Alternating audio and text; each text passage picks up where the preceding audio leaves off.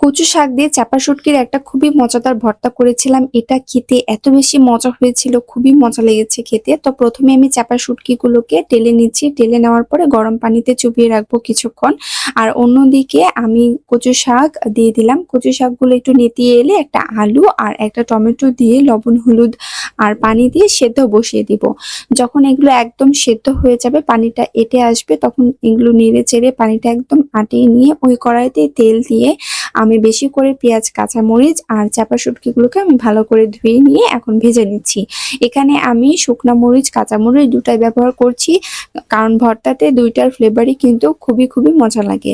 এখন ভাজা হয়ে গেলে চাপা শুটকিগুলো পাটায় দিয়ে দিয়ে আমি ভালো করে কাঁটাগুলো আগে বেছে নিচ্ছি, তারপরে সেগুলোকে ভালো করে বেটে নিব। কাঁটাগুলো কিন্তু একটু খেয়াল করে ভালো মতো করে কাঁটাগুলো উঠিয়ে নিতে হবে, নাহলে কিন্তু ভর্তাটা ভালো হবে না। তারপরে আমি কাঁচামরিচ, পেঁয়াজ সবগুলো বেটে নিয়ে কচুগুলোকেও একসাথে সবকিছু বেটে নিলাম।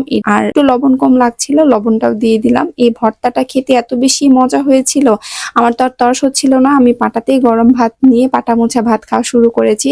তো এভাবে চাপা শুটকির ভর্তাটা করে দেখবেন, খুবই মজা হয়।